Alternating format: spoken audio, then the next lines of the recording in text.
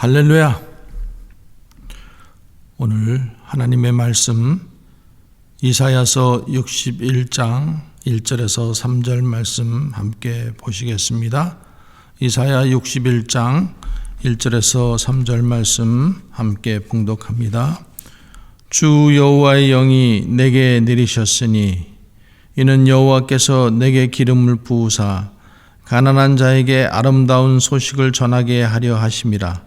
나를 보내사 마음이 상한 자를 고치며 포로된 자에게 자유를, 갇힌 자에게 노임을 선포하며 여호와의 은혜의 해와 우리 하나님의 보복의 날을 선포하여 모든 슬픈 자를 위로하되 무릇 시온에서 슬퍼하는 자에게 화관을 주어 그 죄를 대신하며 기쁨의 기름으로 그 슬픔을 대신하며 찬송의 옷으로 그 근심을 대신하시고 그들의 의의 나무 곧 여호와께서 심으신 그 영광을 나타낼 자라 일컬음을 받게 하려 하심이라. 아멘. 하나님은 우리가 이 땅에 사는 동안 복을 받고 건강하게 살기를 원하십니다. 그래서 신명기 5장 29절에 보면은 그들이 항상 이 같은 마음을 품어 나를 경외하며 내 모든 명령을 지켜서 그들과 그 자손이 영원히 복받기를 원하노라 이렇게 말씀하고 계십니다. 하나님의 말씀에 우리가 기꺼이 순종하겠다는 그 마음을 품고 하나님을 경외하여 자신도 복을 받고 자손도 복을 받기를 원하시는 것이 하나님의 마음입니다.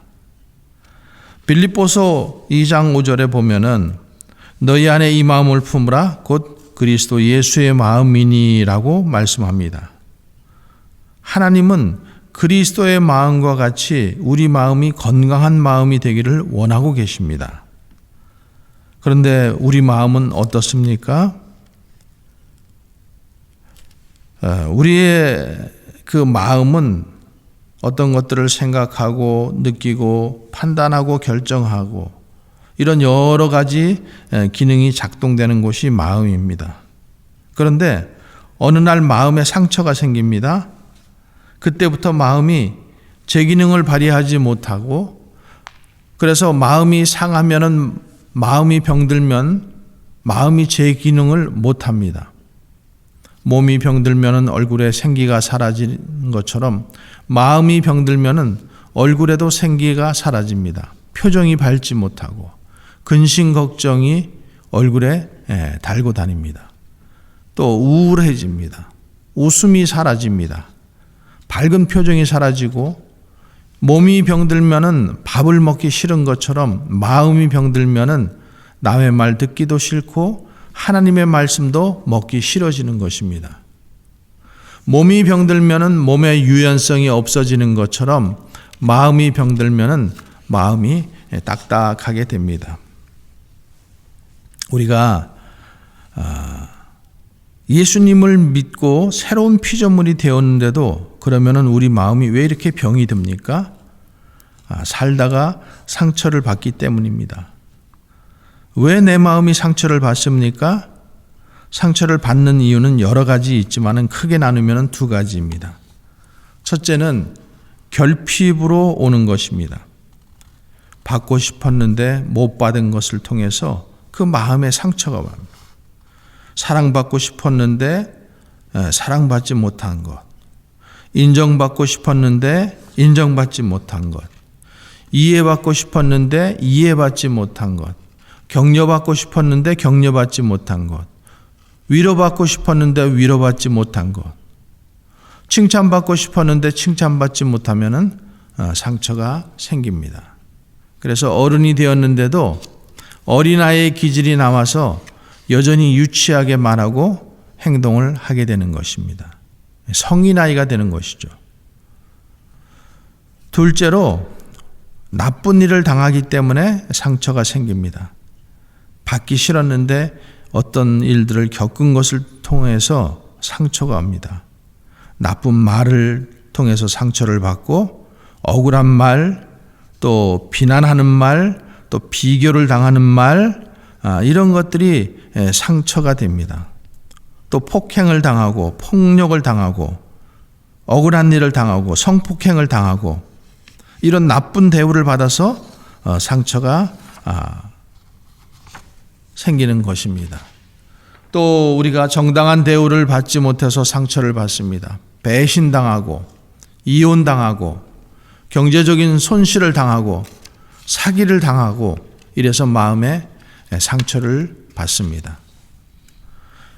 그러면은 이 마음이 병이 들고 병든 마음이 병든 감정을 만들고 병든 마음이 병든 말을 만들고 병든 마음이 병든 행동을 하게 하고 그래서 병든 마음이 병든 인생을 만들어 가는 것입니다. 그러면 우리가 이 상처를 치유받고 어떻게 하나님이 원하시는 건강한 마음을 살 수 있을까요? 마음의 상처가 외부적인 환경을 바꾼다고 해결되는 것이 아닙니다.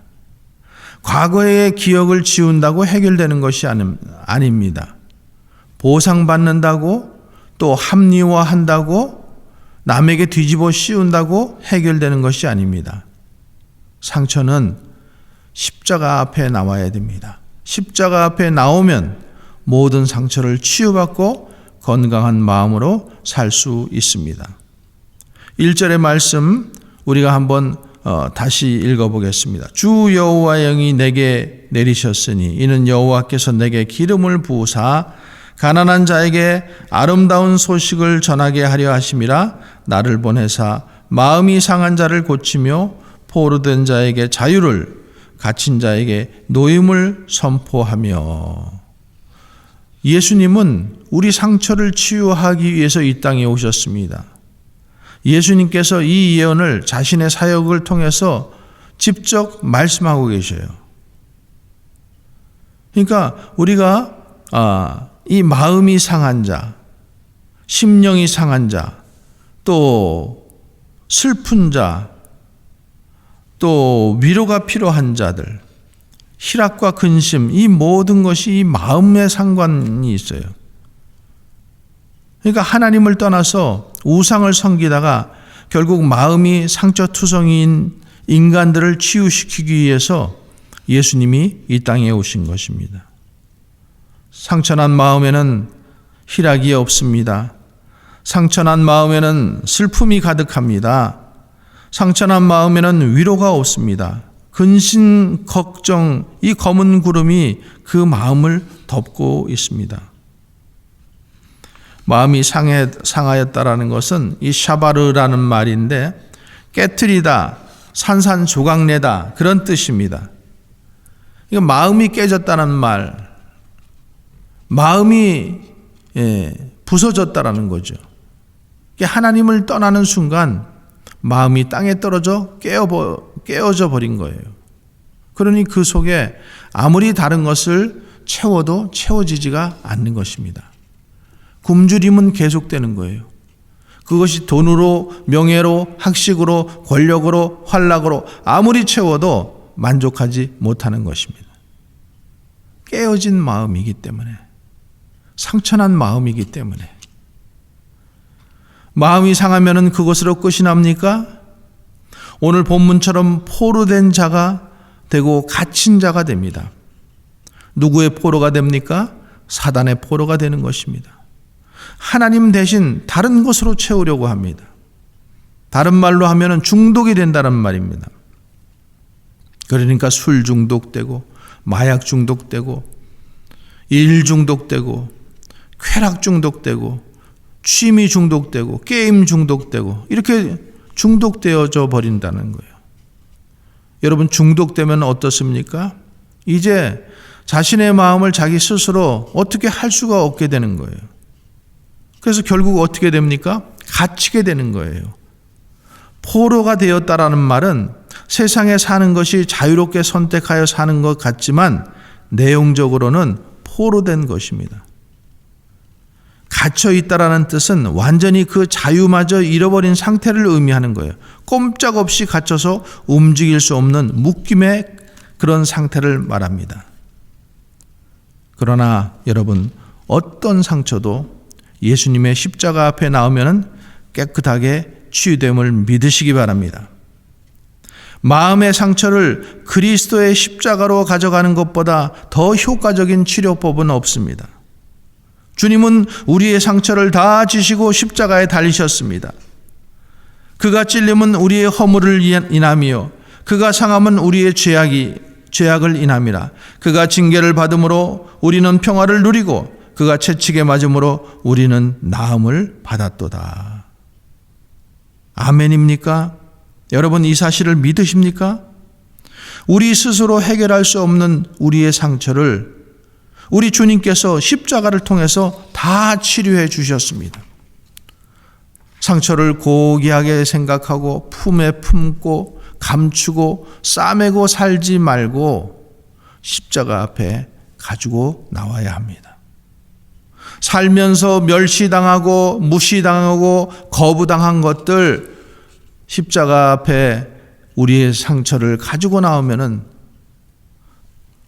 예수님은 우리의 상처를 치료하시고 멸시당한 그 모든 것 하나님께서 깨끗하게 치료해 주실 줄 믿습니다.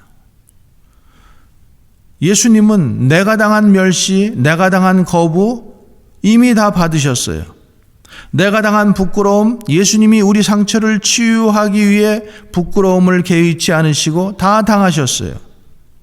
우리의 버림받은 거 다 우리 주님이 십자가에서 당하셨어요.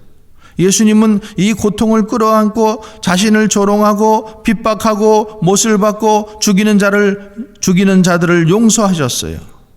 그래서 예수님은 수고하고 무거운 짐진 자들아 다 내게로 오라 내가 너희를 쉬게 하리라 라고 말씀하시고 계시고 우리를 초청하고 계시는 것입니다. 이 남자 저 남자의 품에서 상처를 치료하려고 찾아 헤맸지만은 결국 치유받지 못한 여인이 예수님을 만나자 예수님께서 치유시켜 주시잖아요. 예수님은 가늠한 여인의 그 상처받은 마음을 치료해 주셨어요. 세상으로부터 소외되고 마음의 상처를 받은 삭개오의 마음을 예수님은 치료해 주셨어요. 독자를 잃고 상심해하는 나인성 과부의 상처난 마음을 예수님은 치료해 주셨어요. 외동딸을 잃고 울고 있던 야이로의 상처난 마음을 예수님은 치료해 주셨어요.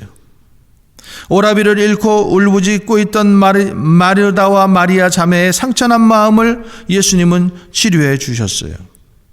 세상으로부터 완전히 왕따당한 나병 환자의 상처난 마음을 예수님은 치료해 주셨습니다. 나의 상처를 가지고 치유시키시는 주님 앞에 나와야 됩니다. 우리 예수님은 우리의 모든 상처를 치료하시기 위해서 오신 분이십니다. 나는 십자가에 못 박혔습니다. 나는 십자가를 통해서 모든 과거의 상처로부터 자유함을 받았습니다. 고통스러운 기억을 숨기지 말고 십자가 앞에 나와서 회개하며 드러내놓으면 십자가 앞에 내려놓으면은 주홍같이 너희 죄가 붉을지라도 양털같이 희게 되는 역사가 일어나는 것입니다. 십자가 앞에 나오면은 고통스러운 기억, 숨기고 싶은 기억, 나를 죄의 노예로 붙들어 놓고 있는 기억, 이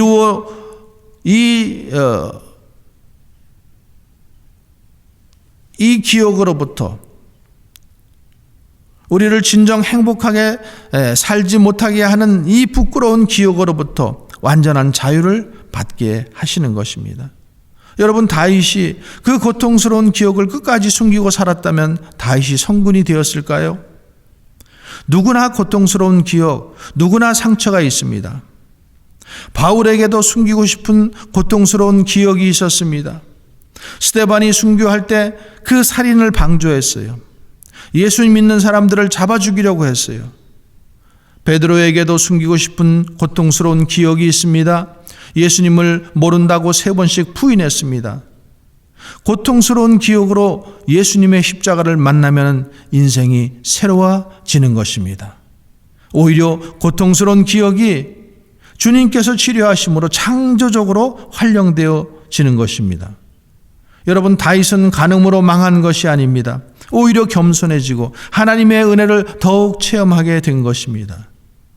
베드로와 바울은 예수님을 만나 시대적인 사명을 감당하는 능력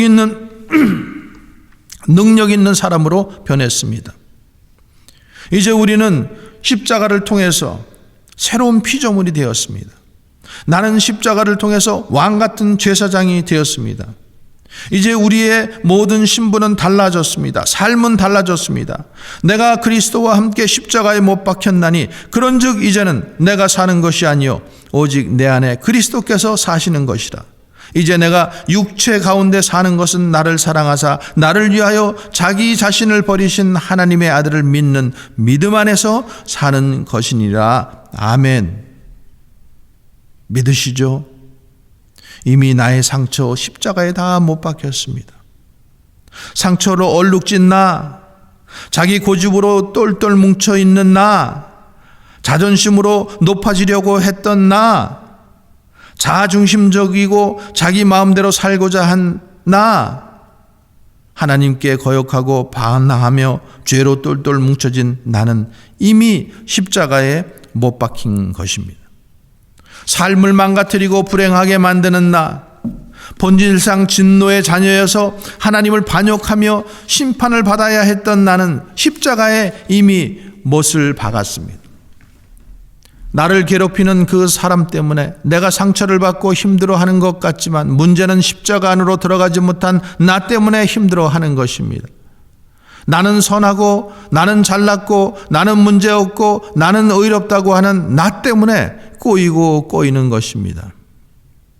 나는 그분이 죽이실 만큼 못되고 악하고 문제투성이이고 선한 것이라고는 하나도 없다는 사실을 인정하지 않기 때문입니다.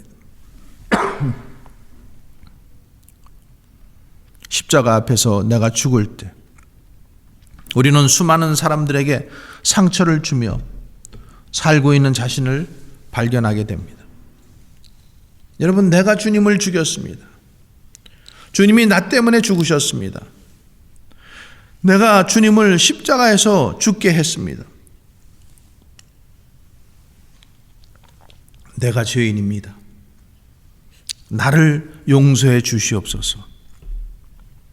이런 고백을 주님의 은혜를 받은 사람은 고백하게 되어 있습니다. 나에게 상처를 준 용서 못할 그 사람들을 위해서 예수님은 십자가에 못 박혔습니다. 십자가의 사랑으로 용서하면 내가 상처로부터 내가 자유함을 누릴 수 있습니다. 내가 십자가의 사랑으로 용서하지 못하면 내가 그 상처로 병든 마음을 가지고 살게 되는 것입니다. 두 번째로 하나님의 관점으로 바라보면 모든 상처를 치유받고 건강한 마음으로 살 수 있습니다. 마음의 상처가 지울 수 없는 상처라면 상처에 대하여 우리가 할 수 있는 일은 두 가지입니다. 하나는 그 상처에 대한 우리의 해석입니다. 과거는 사건보다 더 중요한 과거라는 이 사건보다 더 중요한 것은 해석입니다. 둘째는 그 상처에 대한 반응입니다. 과거는 사건보다 더 중요한 것은 반응입니다. 하나님은 과거 사건 때문에 우리 인생이 비참해지기를 원치 않으십니다. 하나님은 과거 사건에 대한 해석과 반응에 따라서 우리의 인생을 행복해질 수도 있고 비참해질 수도 있습니다. 그 과거 사건이 독약이 될 수도 있고 보약이 될 수도 있습니다. 그 과거 사건이 디딤돌이 될 수도 있고 거친 돌이 될 수도 있는 것입니다. 오늘 본문 말씀 1절에 보면 하나님께서 예수님을 보내셨다라고 말씀하십니다. 하나님이신 그 예수님이 인간의 몸을 입고 이 땅에 오신 것입니다. 그것도 마구간에 태어나신 것입니다. 인간 예수님으로서 얼마나 마음의 상처를 받았겠습니까? 바리새인들이 예수님의 말과 행동에 흠을 잡기 위해서 죽기까지 쫓아다닙니다. 얼마나 마음의 상처를 받았겠습니까? 제자 중 하나는 자기 스승을 팔아버립니다. 제자들이 부인하고 떠납니다. 로마 군인들은 창으로 찌릅니다. 옷을 벗깁니다. 침을 뱉습니다. 저주하고 조롱합니다. 이런 일을 당하면 얼마나 마음의 상처를 받았겠습니까? 인간적으로 볼 때 인간 예수님처럼 마음의 상처를 받으신 분은 없을 것입니다. 그러나 예수님은 그 상처를 어떻게 해석하셨습니까? 상처는 상처를 받는 것보다 상처를 어떻게 해석하고 어떻게 반응하느냐가 중요합니다. 하나님의 시각으로 보는 것입니다. 내 뜻대로가 아닙니다. 아버지의 뜻입니다. 예수님의 생애는 기록된 대로 가시는 삶입니다.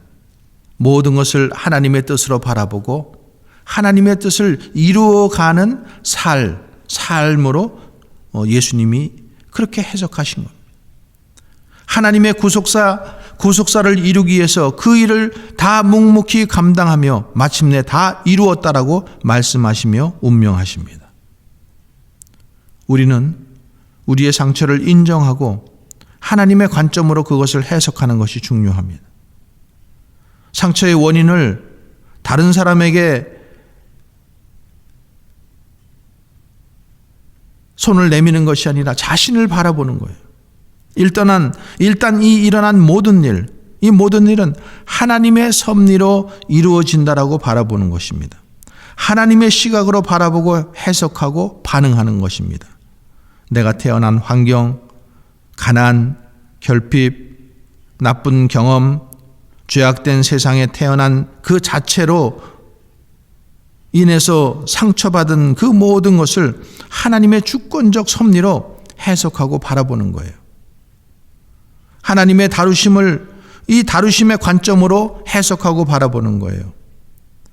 우리를 하나님의 사람으로 만들기 위해서 하나님께서 조교를 쓰신 거예요. 인생 막대기를 통해서 우리를 만들어 가신 거예요. 나에게 상처를 준 것은 하나님이 쓰시는 인생 막대기로 해석하는 것입니다.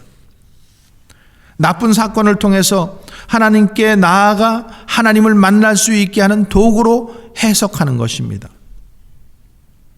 여러분, 수없이 많은 상처를 받은 요셉을 보세요.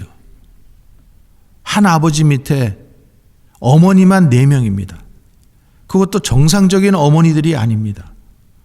서로 남편을 차지하겠다고 싸우고 아들 낳기를 경쟁하는 그런 어머니들입니다. 그것도 친자매간입니다. 얼마나 콩가루 같은 집안입니까? 형제 10명은 또 자기를 왕따시킵니다. 자기를 팔아버립니다. 이국 땅에 팔려가서 노예가 됩니다. 그 중년 부인의 그 음욕 때문에 억울하게 감옥에 갇힙니다. 여러분, 얼마나 그 마음의 상처가 많았겠습니까? 그런데 자신의 이 과거 상처를 준 모든 사건을 어떻게 해석합니까? 요셉이 형들을 만났을 때 무엇이라고 말합니까? 창세기 45장 5절에 보면 당신들이 나를 이곳에 팔았다고 해서 근심하지 마소서, 한탄하지 마소서. 하나님이 생명을 구원하시려고 나를 당신들보다 먼저 보내셨다라고 이렇게 하나님의 관점으로 해석하는 것을, 고백하는 것을 볼 수 있습니다. 아버지가 돌아가신 후 형들이 혹시 자기네들이 이 요셉을 판 것 때문에 이 보복할까 봐 애걸복걸할 때 요셉이 또 뭐라고 말합니까? 창세기 50장 19절에서 21절에 보면은 요셉이 그들에게 이르되 두려워하지 마소서, 내가 하나님을 대신하리이까. 당신들은 나를 해하려 하였으나 하나님은 그것을 선으로 바꾸사 오늘과 같이 많은 백성의 생명을 구원하게 하시려고 당신들 하셨으니 당신들은 두려워하지 마소서, 내가 당신들과 당신들의 자녀를 기르리이다. 그들을 이렇게 위로하고 있는 거예요. 여러분, 다윗을 보세요. 어릴 때 아버지에게 상처를 받을 만합니다. 사무엘이 왕을 세우려고 하는데 아버지는 그 대상에도 자기를 넣어주지도 않습니다. 전쟁터에 나가서 큰 나라를 구하는 큰 공을 세웠는데도 부당한 대우를 받습니다. 더군다나 장인인 사울이 그를 죽이려고 합니다. 얼마나 상처가 됐겠습니까? 그러나 다윗은 하나님의 관점으로 바라보고 해석합니다. 하나님이 세운 왕을 어떻게 자기 손으로 죽일 수 있겠느냐고. 죽일 기회가 있었는데도 죽이지 않지 않습니까? 결국 그는 성군이 되었습니다. 모든 상처는 하나님의 섭리로 바라보고 해석하면 그것이 약이 되고 그것이 디딤돌이 되는 것입니다. 우리도 이렇게 상처를 훌훌 털어버리고 건강한 마음으로 행복한 삶을 사는 우리가 되어야 될 줄로 믿습니다. 하나님은 나쁜 경험으로부터 선한 것을 가져다 주십니다. 하나님은 고통스러운 어린 시절을 통해서 오히려 강한 생존 본능을 만들어 주시고 단련시키셔서 고유한 사람으로 만들어 주십니다. 하나님은 고통스러운 과거를 통해서 우리를 탁월함을 향한 욕구를 부어 넣어 주십니다. 하나님은 고통스러운 과거를 통해서 우리를 다른 사람들을 도울 수 있는 사람으로 만들어 주십니다. 시편 34편 18절에 여호와는 마음이 상한 자에게 가까이 하시고 중심에 통회하는 자를 구원하시는도다 라고 말씀하십니다. 시편 42편에 내 영혼아 내가 어찌하여 낭망하며 어찌하여 내 속에서 불안하여 하는고 너는 하나님을 바라라. 그 얼굴의 도우심을 인하여 내가 오히려 찬송하리로라. 이렇게 고백하고 있습니다. 하나님께서 약속해 주셨습니다. 내 이름을 경외하는 너희에게는 공의로운 해가 떠올라서 치료하는 광선을 비추리니 너희는 나가서 외양간에서 나온 송아지같이 뛰리라. 모든 상처를 합력하여 선을 이루시는 하나님의 관점으로 바라보고 해석하시기를 바랍니다. 궁극적으로 우리 하나님께서 치료시켜 주십니다. 우리 인생의 모든 상처를 치유하시는 분은 하나님이십니다. 하나님께서는 나는 너희를 치료하는 여호와임이니라. 내가 너를 치료하여 내 상처를 낫게 하리라. 보라 내가 이 성을 치료하며 고쳐 낫게 하고 평강과 성실함의 풍성함을 그들에게 나타낼 것이라라고 말씀하고 계십니다. 오늘 마지막 절의 말씀처럼 마음이 상한 자를 고치시고 하늘의 아버지 날 주관하소서. 주의 길로 인도하사 자유케 하시고 새 일을 행하사 부흥케 하소서.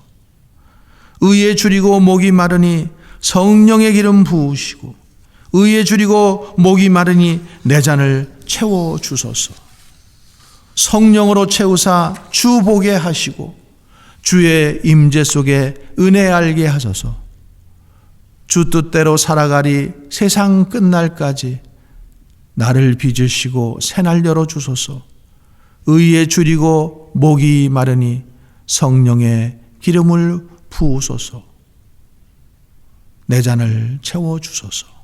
이 찬양의 고백이 저와 여러분의 고백이 되기를 주의 이름으로 간절히 축원하옵나이다. 아멘. 기도하겠습니다.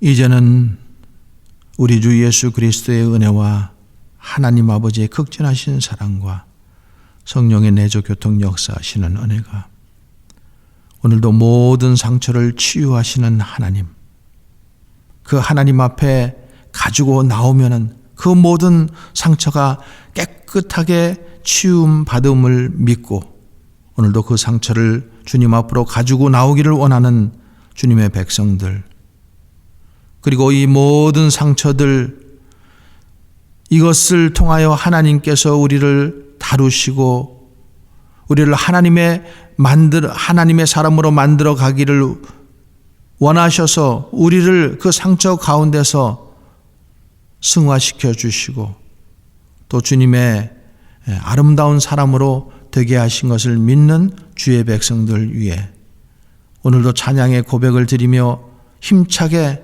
상처 속에 갇혀 있지 않고 상처를 딛고 일어나는 주님의 거룩한 백성들 위해 이제로부터 영원토록 함께 하시기를 간절히 축원하옵나이다.